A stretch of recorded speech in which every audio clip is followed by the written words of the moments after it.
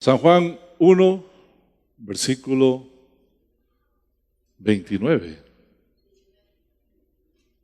19, sí, 19.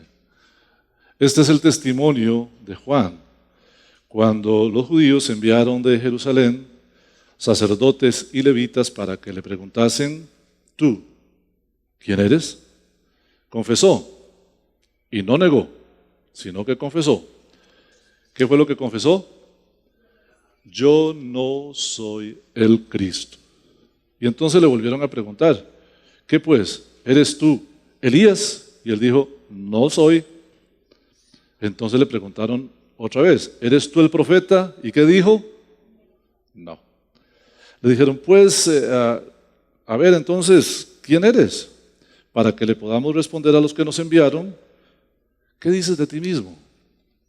Y entonces Juan les respondió: yo soy primo de Jesús y lo conozco desde que nació. Así dice, ¿verdad? Eso hubiéramos dicho nosotros. ¿Ha visto usted la gente cómo se alegra y se ufana de que conozco a fulano y conozco a sutano? Ajá, yo lo conozco. Qué carga, ¿eh? Él dijo: no, ni siquiera se fijen en mí. Yo solo soy la voz. Y no importa mi nombre. Él dice: yo soy la voz de uno que clama en el desierto: enderezad el camino del Señor, como lo dijo el profeta Isaías. Y los que habían venido, habían sido enviados por los judíos, también venían entre ellos fariseos. Y le preguntaron y dijeron: a ver, entonces, ¿por qué, si usted no es ni el Cristo, ni es Elías, ni es el profeta, por qué entonces usted bautiza? Entonces Juan les respondió diciendo: yo bautizo con agua, pero en medio de ustedes hay uno a quien ustedes todavía no conocen. Empieza a decir quién es Cristo. Dice: este es el que viene después de mí. O sea, ustedes no lo conocen porque primero tenía que venir yo y ahora después viene después de mí. Pero nótese una cosa: Él es el que era antes de mí, desde la eternidad. Jesús es eterno y es desde la eternidad. Y como Él es Dios, yo no soy digno de desatar la correa del calzado. Estas cosas ocurrieron en Betábara, al otro lado del Jordán, donde Juan estaba bautizando. Yo tengo ahí en la oficina un par de piedritas que me trajeron del río Jordán. Dicen que eso es porque cuando a uno le hacen ese regalo, la idea es que uno vaya y las deje otra vez y le traiga otras a alguien. Vamos a ver cuándo me toca ir a Betábara, al Jordán. Hoy vamos a hablar un poquito, hermanos, sobre 3 temas. Esos 3 temas tienen que ver con el ser humano y su vanidad, también con la misión de Juan el Bautista y también con quién es Cristo. Espero que el Señor nos dé tiempo que el tiempo nos alcance para poder decir todo lo que tenemos para decir hoy. El ser humano, todos los seres humanos, padecemos de lo mismo. Es una enfermedad muy grave que pareciera no tener cura. Se llama vanidad. Nuestra vanidad llega a tal punto que nos ufanamos de lo que tenemos, de lo que hemos hecho, de lo que hemos logrado, de lo que no hemos hecho mal y de a quién conocemos. Yo me acuerdo que yo tengo un conocido que amo mucho, que un día me mandó una foto de él con Oscar Arias. Y yo dije: ¿what? O sea, perdón, es un ser humano igual que yo, igual que usted. De hecho, creo que yo preferiría sentarme a la mesa con muchos de ustedes que con un político. Dígase el nombre que sea, ¿verdad?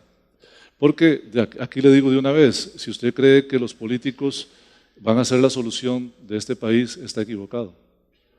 Y si usted cree que algún político es veraz en lo que dice, igual está equivocado. Porque la motivación del corazón es la que define las acciones. Y la motivación del corazón de un político es el poder. Entre lo que vamos a ver hoy, vamos a ver que para Dios es más importante la humildad que cualquier otra cosa. El ser humano padece de falta de humildad. Sin embargo, Dios más bien aprueba y desea que nosotros seamos humildes. Este hombre que escribe este evangelio, San Juan, lo está escribiendo 100 años, casi 100 años después del nacimiento de Cristo. Ya habían ocurrido muchas cosas. Por ejemplo, ya Jerusalén había sido destruida y el templo había sido destruido y ya saduceos y fariseos ya no existían. Los habían matado o habían tenido que huir. Ya eso ya no, el templo como se conocía y la religión como se conocía ya no existía. Pero antitos de eso, cuando Jesús caminaba entre nosotros, allá por el año 31, 32 después de Cristo, Juan era un discípulo de Cristo. Y Juan y Jacobo tenían aspiraciones. Un día alguien estaba predicando o algo y ellos se molestaron mucho y le dijeron a Jesús, ¿por qué no hacemos que descienda fuego del cielo y lo consuma? Yo me imagino que algunos de ustedes alguna vez habrán oído a su mamá decir, tanto rayo que se desperdicia, ¿verdad? Eso es lo que Juan y Jacobo están diciendo, que descienda fuego del cielo y lo consuma. Y yo me imagino que más de alguna vez usted ha deseado que a alguien lo consuma un rayo, tanto ataque cardíaco que se desperdicia, dicen otros, ¿verdad?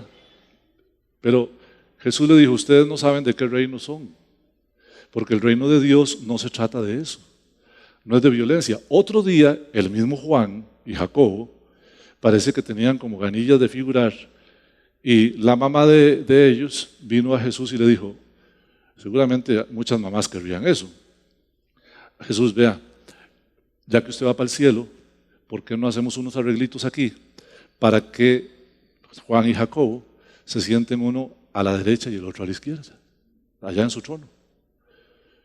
Y Jesús se vuelve donde los muchachos y les dice, ¿ustedes pueden tomar del bautismo que yo voy a ser bautizado? Sí, claro, sí podemos. ¿Y del vino que yo voy a tomar pueden? Sí, claro, sí podemos. Pero el sentarse a mi diestra no es de mí dárselos. Ustedes están pensando en ser más grandes. Y vamos a leer en Mateo capítulo 20 la respuesta de Jesús. Jesús les dice a ellos, ustedes quieren ser grandes, pero vea lo que dice, cómo Dios ama la humildad. Mas entre vosotros no será así, sino que el que quiera ser el más grande entre vosotros será vuestro servidor. Siga leyendo conmigo ahí. Y el que quiera ser aquí el primero entre vosotros va a terminar siendo vuestro siervo. Ahora fíjese lo que continúa, cómo es que Dios ve el mundo de diferente a nosotros. Dice aquí, como el Hijo del Hombre, se estaba refiriendo a Él mismo, a Cristo, no vino para ser servido, sino para servir, para dar su vida en rescate por muchos. ¿Ves cómo Dios ama la humildad? Porque Él mismo fue humilde. Él mismo fue humilde. Ahora yo quiero hacerle una pregunta a usted. ¿Quién es el protagonista de su historia, de la suya? Si tuvieran que escribir un libro sobre usted, ¿quién sería el protagonista? Y usted posiblemente, como cualquier otro, usando la lógica humana, diría, pues yo. Si van a escribir un libro sobre Oldemar, pues debería llamarse La vida de Oldemar y debería contar la historia de Oldemar. Porque eso es lo que nosotros tenemos en la mente. Para nosotros las cosas materiales, las cosas de este mundo, la influencia, el poder, las amistades, los conocidos, la posición, todo lo que tiene que ver con este mundo es muy importante. Pero en realidad, queridos hermanos, si usted es cristiano, el protagonista de su historia tendría que ser Jesucristo. El ejemplo de Juan es uno entre muchos ejemplos que hay en la Biblia. En la Biblia hay muchos ejemplos de hombres y mujeres que no estaban pensando en ser el más grande, sino en ser siervos. Un día Moisés, cuando lo querían apedrear, se enojó el pueblo de Israel con él, y él era el caudillo, ¿cierto? Moisés llegó a ser, era un hombre tan importante para Dios, que dice la Biblia que Dios hablaba con Moisés cara a cara como se habla con un amigo, fíjate. Y a ningún otro Dios le permitió verle sus espaldas, solo a Moisés, y habló con él. Y aún así Moisés se vuelve y le dice al pueblo de Israel, pero ¿quiénes somos nosotros para que ustedes vengan contra nosotros? Él tenía muy claro que él era un siervo de Dios. Nunca piense en que cierta persona, alguien de aquí o de allá, es un gran siervo de Dios. Porque si alguien es un gran siervo de Dios, está mal, porque ya tiene arrogancia, petulancia y vanidad. Esta semana me tocó que hablar con dos hermanos acerca del tema de los hombres de Dios que usan guardaespaldas. Y yo me pensaba, si yo creo en el poder de Dios y que Dios me mandó a hacer un trabajo, Él me va a librar. ¿Por qué voy a confiar yo en dos hombres armados a la par mía que me van a hacer daño porque estoy predicando el Evangelio o lo que sea? ¿Acaso no apedrearon a Pablo en Listra? Y Pablo fue y buscó dos guardaespaldas para que en Iconio ya no lo apedrearan. No, él siguió predicando. Y dijo, cuando estudiamos Filipenses, ustedes lo vieron, él dijo, ahora Dios será glorificado en mí, o por vida o por muerte. O sea, el cristiano que tiene claro para qué vive, no está preocupado de las cosas de este mundo, sino de una sola cosa, que Cristo sea glorificado. Nada más. Si hermano, si usted está viviendo para usted, si su principal preocupación es usted y las cosas de este mundo, no has entendido que, como dijo el apóstol Pablo, para mí el vivir es Cristo y el morir es ganancia. El cristiano debe vivir para Dios, no para sí mismo, jamás. Pero la vanidad humana nos ha llevado a eso. Ahora veamos el ejemplo de Juan el Bautista. Juan el Bautista dijo, es necesario que yo mengüe para que Él crezca. Voy a darles un poquito de contexto. Recuerdan, les comenté hace unos domingos atrás, que cuando en Israel aparecía alguien que parecía ser el Cristo, las autoridades enviaban a algunos agentes para que hicieran una investigación, unos investigadores. Pasó con Teudas, pasó con Judas y fueron encontrados mentirosos. Pasó con Cristo y ustedes conocen la historia. Cristo les demostró que Él era el Cristo, pero ellos no quisieron reconocerlo. Pero con Juan hicieron lo mismo. Con Juan en algún momento lo observaron, se dieron cuenta que venían cientos de personas a él para que los bautizara y entonces le mandaron unos investigadores para que Juan mismo por su propia boca les diera testimonio. Por eso el versículo que leímos dice, este es el testimonio de Juan cuando fueron enviados sacerdotes y levitas para que diese testimonio acerca de sí mismo. Yo quería decir aquí que así como Juan no se alabó a sí mismo, así nosotros también debemos ser diferentes en cuanto a la vanidad. Por ejemplo, en Gálatas capítulo 2, verso 20, dice, con Cristo estoy.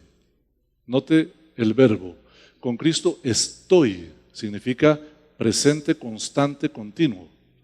Siempre estoy. No dice con Cristo estaré o con Cristo estuve. Gálatas 2:20 dice con Cristo estoy. ¿Cómo estoy? Juntamente crucificado.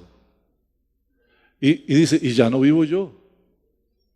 O sea, ya yo pasé a segundo plano. Sino que Cristo vive en mí.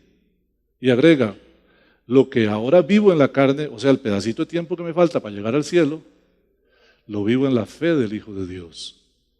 Él me amó y se entregó a sí mismo por mí. Esa es la actitud del cristiano.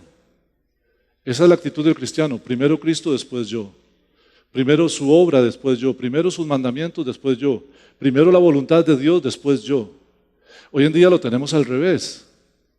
Por ejemplo, los predicadores de la prosperidad le dicen a usted, dé plata y Dios lo va Dios lo tiene que bendecir. Dios no tiene que. Dios lo que hace, lo hace por su misericordia con nosotros. Conozco gente que no da ni papa y Dios los ha bendecido. Conozco gente que da mucho y están pasando por pruebas. ¿Qué es lo que Dios mira entonces? La cantidad. Dios ve el corazón. Y a veces las pruebas son para ayudarnos a crecer. Es mejor ser formado por Dios que ser abandonado por Dios. Se predica al revés. Algunos piensan, es mejor dar para que Dios me saque de las pruebas, de las deudas y de todo lo demás, y te quedas sin formación. Yo diría, es mejor pasar por la escuela de Dios y aprender y crecer. Porque la misma palabra dice, si se te deja sin castigo, entonces eres bastardo y no hijo. Porque Dios al hijo que ama, lo disciplina. Y la palabra disciplina significa formación. Formación. Ahora, estoy crucificado. ¿Qué significa estar crucificado? ¿Qué puede hacer alguien que está crucificado? Solo puede hacer una cosa. ¿Alguien sabe qué puede hacer alguien que está crucificado? La única cosa que puede hacer. Hermanos, no me hagan quedar mal. Morir. El que está crucificado solo puede morir. Significa que que usted, debemos llevar nuestra vida al punto de que todo lo que hagamos 100% esté buscando la gloria de Dios. Nada más. El bautista Juan dio su testimonio. Volvamos a leerlo en San Juan 1:19. Este es el testimonio de Juan. Cuando los judíos, aquí cuando lea a los judíos, entiéndase las autoridades de los judíos, enviaron desde Jerusalén sacerdotes y levitas. Aquí no dice saduceos, porque como le expliqué, Juan está escribiendo esto 100 años, casi 100 años adelante, y ya no existían los saduceos, pero los sacerdotes y los levitas eran de los saduceos y también venían fariseos para que le preguntasen a Juan, ¿verdad? ¿Y qué es lo que le iban a preguntar? ¿Tú quién eres? Juan, como él lo tenía muy claro, él confesó y no negó. Si no confesó, lo primero que confesó es, yo no soy el Cristo. Y le preguntaron de nuevo, ¿entonces eres tú Elías? Aquí le quita una palabra. Arriba dijo, yo no soy. Aquí dice, no soy. Y le vuelven a preguntar si él es entonces el profeta. Y aquí le quitó todas las palabras y nada más dijo, no, no y no. Veamos un poquito acerca de ese testimonio. En el Antiguo Testamento se había profetizado que vendría el Cristo. Usted encontrará el Antiguo Testamento lleno de profecías. Isaías 7:14, porque he aquí que la Virgen concebirá y dará a luz un niño y llamará su nombre Emmanuel. Dice no solo que Jesús nacería, sino que nacería de una virgen, la bendita Virgen María, mujer inigualable, a quien todos amamos y que añoramos verla en el cielo, ¿cierto? Va a ser genial darle un abracito y un besito. También había sido profetizado que vendría Elías antes de Jesús. Eso usted lo puede encontrar en Malaquías capítulo 4, versos 5 y 6. He aquí yo envío a Elías delante, bueno, ahí está. Y también en Deuteronomio 18:18 había sido profetizado que vendría el profeta, así le llama el Señor en Deuteronomio 18:18. Entonces ellos por eso preguntan, ¿es usted el Cristo profetizado en Isaías? ¿O es usted Elías profetizado en Malaquías? ¿O es usted el profeta que fue profetizado allá en... ellos tienen que venir en Deuteronomio 18:18, ellos tienen que venir. ¿Cuál de ellos es usted? Alguien que cierre eso, por favor. Y Juan dice que él no es, que él no es.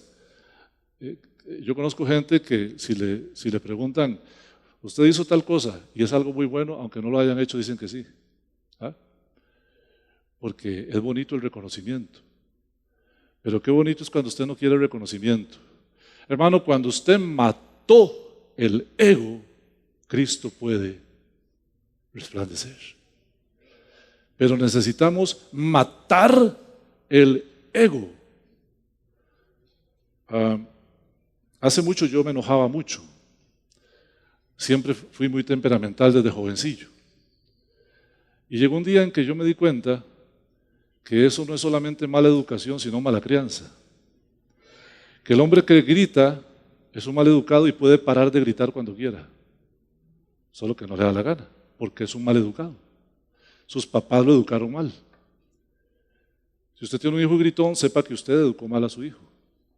Porque de ahí es de donde viene la formación.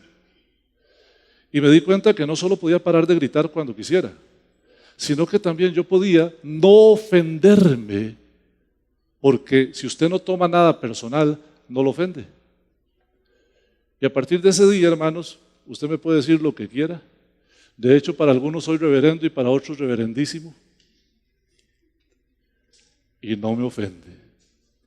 Y si usted en lugar de decirme pastor me dice olde, no hay problema. Y si me dice mae, no hay problema. Algunos me han dicho otras cosas y no hay problema. ¿Cuál es el problema? El problema lo tiene usted, no yo. Cuando matas al ego, no maltratas ni te maltratan, porque tu ego se murió. Y entonces, ¿quién surge? Cristo. Y entonces la gente cuando hable con vos va a ver a Cristo. La gente cuando camine con vos va a caminar con Cristo, porque con Cristo en el corazón nosotros reflejamos ¿a quién? A Cristo, hermano. Eso es lo que somos. Juan por eso dijo, yo no soy y no soy. Déjate de cosas, yo no quiero reconocimientos, para nada. Ahora veamos un poquito la misión de Juan el Bautista. Esta misión tenía dos destinatarios. Primero Juan, la misión de él era hacia las autoridades y también hacia el pueblo. ¿Cuál era la misión de Juan? La misión de Juan tenía también dos aristas. La primera parte era la preparación del camino de Jesucristo con las autoridades. Y la segunda, introducir a Cristo en el conocimiento de las autoridades. Y la segunda era predicar el arrepentimiento. ¿Cuántos dan gloria a Dios por eso? Es tan lindo estudiar la palabra, hermanos. Es tan lindo. Ahora, después de haber visto las tres negaciones de Juan y de que él había dicho que él no era ni el Cristo, ni Elías, ni el profeta, podemos ver aquí acerca de la misión de Juan que él era como el departamento de protocolo de un presidente. Ustedes saben, hay una misión de avanzada que va a otro país y prepara todo. ¿Dónde va a estar el presidente? ¿Con quién va a hablar? Esto es lo que Juan iba a hacer, pero no le tocaba como esas cosas, sino que Juan lo que tenía que hacer era pararse en un lugar y empezar a decirle a la gente que Cristo estaba cerca. Y entonces las autoridades obviamente iban a poner su atención en él. Eso es lo que Juan estaba haciendo, llamando la atención, y lo hizo perfectamente. Y entonces las autoridades vinieron para ver a Juan, y la segunda parte en su misión era que Juan, entonces cuando ellos vinieran a preguntarle, él les iba a decir que el Cristo ya estaba entre ellos. Esa es la misión de Juan. Poner en el consciente colectivo de las autoridades y del pueblo que Jesucristo había llegado. Y la segunda parte de la misión, quisiera profundizar un poco más en ella, ojalá pudiera, pero la voy a mencionar. Él vino a predicar arrepentimiento.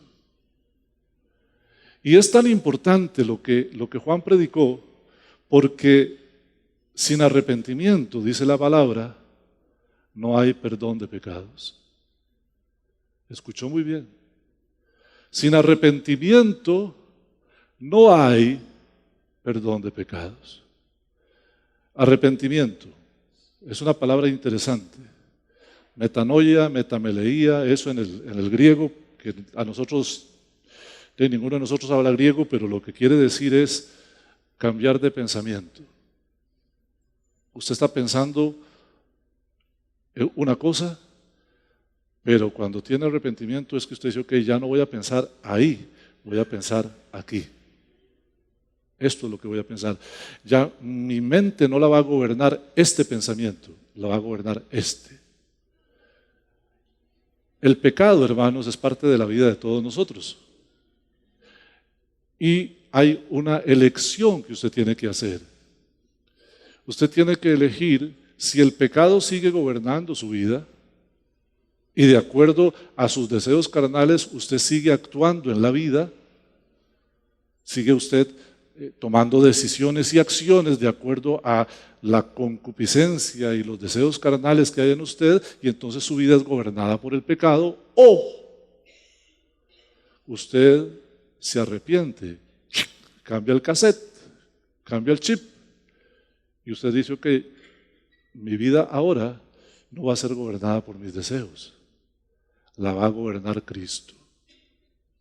Y cuando usted toma esa decisión, entonces usted necesita hacer una acción, es aceptar a Jesucristo como su Señor y Salvador. Usted puede que en alguna reunión evangélica le hayan sugerido que haga la oración de fe. Y entonces el pastor dice, bueno, todos los que quieran aceptar a Jesucristo como su Señor y Salvador, oren conmigo, cierran los ojitos y oran. Aplican restricciones. Usted puede orar esa oración de fe 500 veces y no ir al cielo. ¿Por qué? Porque sin arrepentimiento no hay perdón de pecados. Esa oración tiene que ser motivada por una convicción interna de que mi pecado ofende la santidad de Dios. Y que yo necesito ponerme a cuentas con Dios porque mi pecado me separa de Dios, porque Dios es santo y Él no se mezcla con el pecado. ¿Cómo hago yo para saltar esa tremenda zanja que hay entre yo y Dios a causa de mi pecado? Recibiendo a Jesucristo como mi Señor y Salvador, pero con convicción de pecado. Que yo entienda que soy pecador y que no me puedo salvar a mí mismo, que solo Jesucristo me puede salvar y que Él murió en la cruz del Calvario para quitar mi pecado para siempre, los antiguos, los presentes y los futuros. El día que usted lo entienda y el día que a usted le provoque tristeza haber ofendido la santidad de Dios y se dé cuenta que separado de Dios usted nada puede hacer y lo reciba en su corazón, ese día usted habrá nacido de nuevo y todo habrá cambiado para gloria de Dios. Ese fue el mensaje de Juan. ¿Por qué Juan tuvo que venir predicando arrepentimiento? Porque sin arrepentimiento ellos no eran capaces de recibir a Cristo. Y esa es la verdad. Sin arrepentimiento no somos capaces de recibir a Cristo. Bendito sea el Señor. Cuando Juan habla aquí de Cristo, entiéndase que la palabra Cristo significa ungido. En el Antiguo Testamento se ungían cosas y personas que iban a ser dedicadas al Señor. Pero por eso es que hoy ya no está en práctica la unción. Si usted me dice a mí que le unja su carro, yo primero le tendría que advertir que cuando se unge algo, un objeto, ese objeto queda al uso exclusivo de la casa de Dios. Nunca me pida que le unja su carro, porque tendría que dejarlo aquí. Si ungimos una silla es para... Pero en realidad eso ya no se usa, hermanos. En el Nuevo Testamento, después de que Cristo murió y resucitó, que es lo que nos rige a nosotros, la unción es solo para los enfermos. Santiago capítulo 5, ¿está alguno entre vosotros enfermos? Llame a los ancianos de la iglesia y únjalo con aceite. Es la única parte que aparece la unción. En primera de Juan sí habla sobre la unción, pero dice que la unción ya está en nosotros. Aleluya. ¿Sabe por qué? Porque cuando usted es cristiano, el Espíritu Santo de Dios mora dentro suyo. Y esa es la unción, la presencia de Dios dentro de usted. Dios vive dentro suyo. Razón de más para cuidar que este cuerpo no se meta en enredos de concupiscencia, de lujuria, de lascivia y de otras cosas. Porque el Espíritu Santo de Dios mora en nosotros. Por eso dice la palabra, no contristéis al Espíritu Santo de Dios. Porque imagínense la tristeza que le da a una madre cuando su hijo se jala una torta y tiene que irlo a ver allá a la Reforma. Por cierto, eso es deshonrar a padre y madre. Honrarlo sería todo lo contrario. Que mi papá nunca tenga que ir a la Reforma porque yo me porté tan bien, que más bien lo que hago lo enorgullece y no lo avergüenza. Eso es honrar a padre y madre. Ahora imagínese cómo se siente el Espíritu Santo de Dios que mora dentro de usted cuando usted se pone a jugar de habilidoso con su cuerpo y hace cosas que no son correctas. Aquí está. La unción está en nosotros por medio de Cristo, porque Cristo es el ungido. Y cuando aceptamos a Jesucristo como nuestro Señor y Salvador, Él entonces hace que el Espíritu Santo de Dios more en nosotros. Te dije que no iba a llegar. Ahora veamos cómo es que Juan introduce a Cristo en el consciente colectivo. Primero, veámoslo como Juan lo hace. Les dijo primero quién era Él, quién no era Él. Ya lo vimos. Pero luego les dice quién sí era y lo que tenía que hacer. Verso 22. Le preguntaron, ¿quién eres entonces? Para que nosotros entonces podamos darle respuesta a los que nos mandaron. ¿Qué dicen de ti mismo? Juan dice, yo soy la voz de uno que clama en el desierto. Enderezad el camino del Señor, como dijo el profeta Isaías. Aprendí de un hombre de Dios hace muchos años. Cuando alguien me agradece algo que yo he hecho, usted verá que yo siempre le digo, yo solo soy el tubo por donde pasa el agua. Nunca se dé gloria, hermano. Es que yo regalé tantos diarios. Es que bueno, no es para que usted lo sepa, ni tampoco es que quiero contarlo. Dios sabe, Dios conoce, pero yo cuando veo una necesidad, yo ahí pongo la plata. Ya perdiste la recompensa. Dice la Biblia, no sepa tu derecha lo que hace tu izquierda. Juan dice, yo soy la voz. Fíjate, se quitó del medio.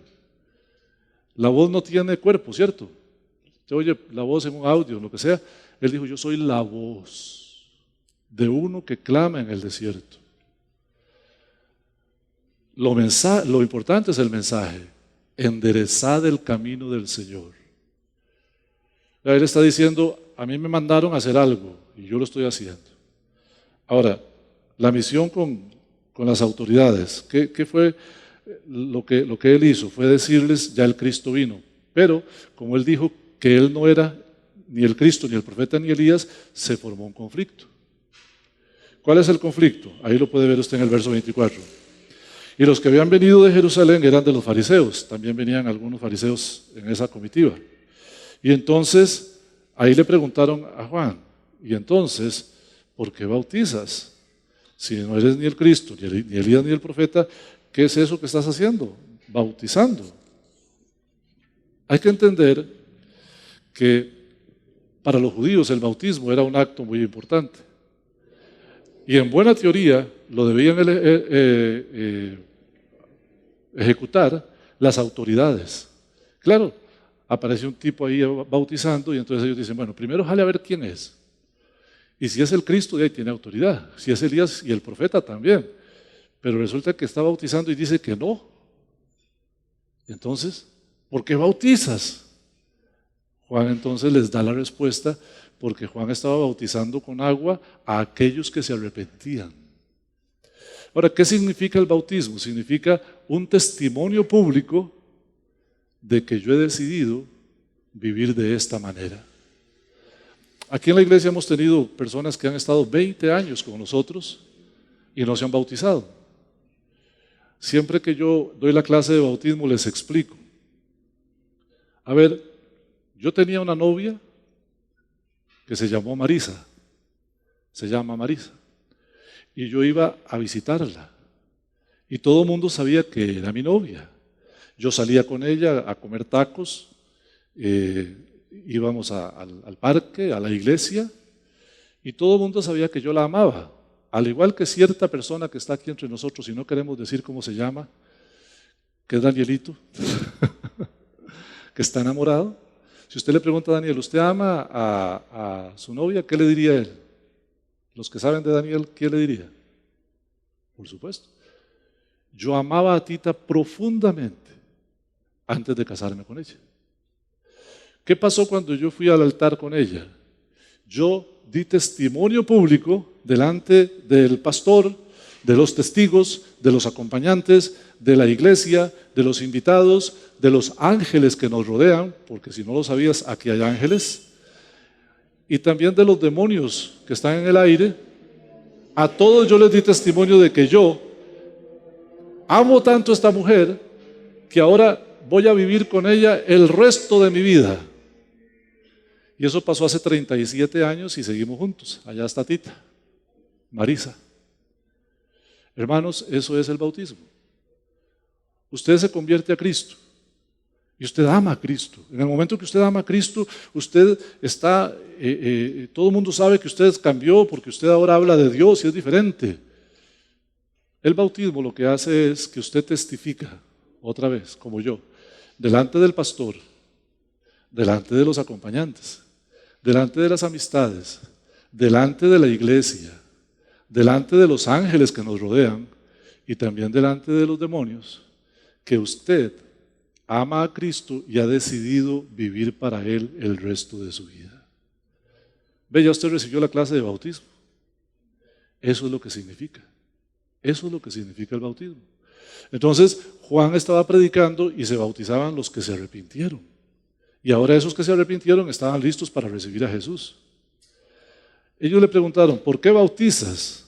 Y la respuesta de Juan, siga conmigo ahí en el verso 26. Juan respondió, yo bautizo con agua. O sea, mi bautismo tiene apenas carácter simbólico, es un testimonio simbólico. Pero en medio de vosotros hay uno a quien vosotros no conocéis. Y él les explica quién es. Este es el que viene después de mí, pero que también era antes de mí. O sea, él es el Cristo eterno, del cual yo no soy digno de desatar la correa de su calzado. Estas cosas ocurrieron en Betabara, al otro lado del Jordán, donde Juan estaba bautizando. Vamos a llegar hasta aquí por razones de tiempo. Fíjese, Juan da su testimonio y les dice, en medio de ustedes ya está el Cristo. Ahí se cumplió la misión de Juan. Se completó la misión. Su trabajo era declararle a las autoridades que ya estaba el Cristo ahí. Por cierto, se parece mucho a lo que la iglesia debería hacer. La iglesia debería declararle al mundo que Cristo vive, que Cristo está entre nosotros. El testimonio de Juan es el mismo testimonio de la iglesia, ¿cierto? Y él les dice, habla de Jesús, de su eternidad y de cómo él va a introducirse al mundo. Y Juan nos deja ver al final de esta pequeña porción un matiz que Dios ama. Allá lo vimos como un hombre humilde y aquí lo vamos a ver como un siervo, más que siervo, un esclavo. Si usted no ha logrado entender, hermano, que usted ya no debe vivir para usted, sino para Cristo, necesita revisar toda la teología que usted tiene. Nosotros no estamos en este mundo para que nos sirvan, ni tampoco es que Dios a sus hijos, como los hizo reyes y sacerdotes, entonces los quiere tener en mansiones y con carros y con plata. Si usted tiene eso, no peca, es la misericordia de Dios con usted, disfrútela. Pero el propósito de Dios para ricos y para pobres es uno solo, que sean sus siervos, que ellos menguen y Cristo crezca, que el protagonista de su historia, sea rico o sea pobre, sea Cristo y no usted. Esa es la verdadera razón de ser del cristiano. Fíjese que cuando Juan dice aquí, yo no soy digno de desatar la correa del calzado, cualquier persona que lo escuchó o lo leyó lo entendía. Nosotros tenemos que explicarlo. En aquel tiempo habían esclavos, pero habían niveles de esclavos. ¿Usted sabe a cuál esclavo ponían a desatarle la correa de los calzados de su amo? Al más bajo de todos los esclavos. Entre los esclavos había una jerarquía, y el último es al que le tocaba llegar cuando su patrón llegaba y desatarle la correa de su calzado.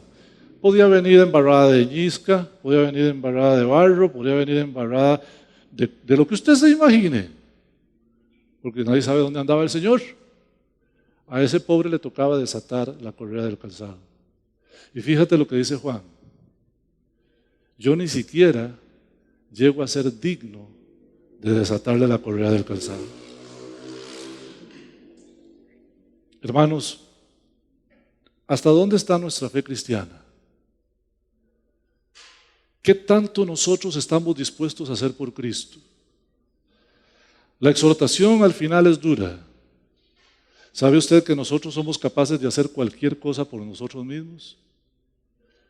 ¿De gastar cualquier dinero en nuestras preferencias? ¿De gastar nuestro tiempo y esfuerzo en las cosas que nos agradan? ¿De promover nuestra causa hasta donde sea necesario? La pregunta es, ¿cuánto estamos dispuestos a hacer por Cristo? Si Cristo es el protagonista de mi vida, Él es el que merece toda la honra y toda la gloria. Ahora, tengo que terminar diciendo algo que es muy potente.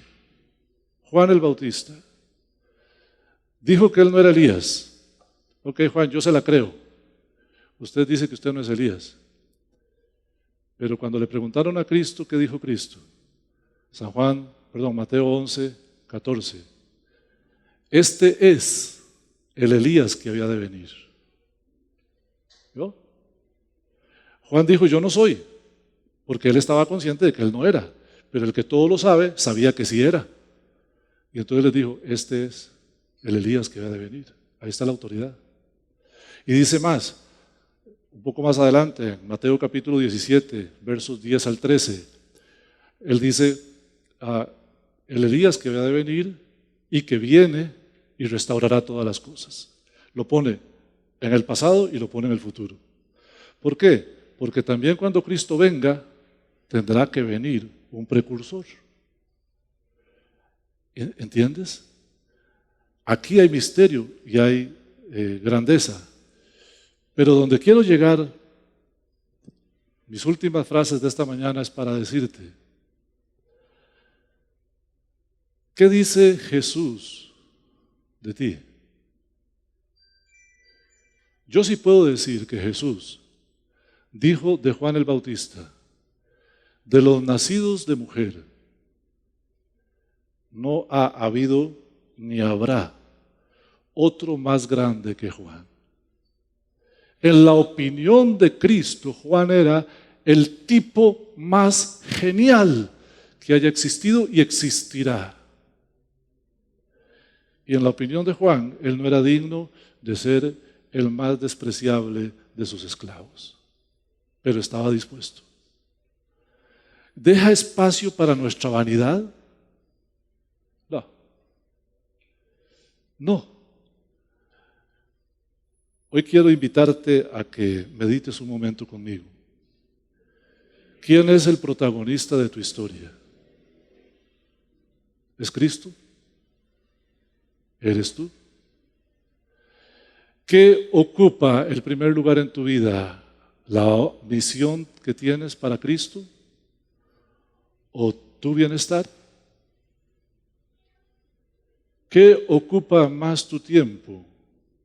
¿La obra de Dios o tus propios asuntos? ¿Vives para Cristo o vives para ti? La iglesia tiene una misión. Debemos llevarla a cabo. Cierre sus ojitos.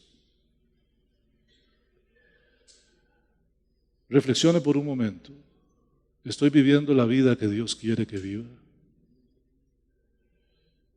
¿Estaré caminando el camino que Dios quiere que camine? ¿O estoy dejándome gobernar por mi vanidad? Abra sus ojitos. Hermanos, que Dios les bendiga. Seguiremos el próximo domingo con los versículos que se nos quedaron del 29 al 34.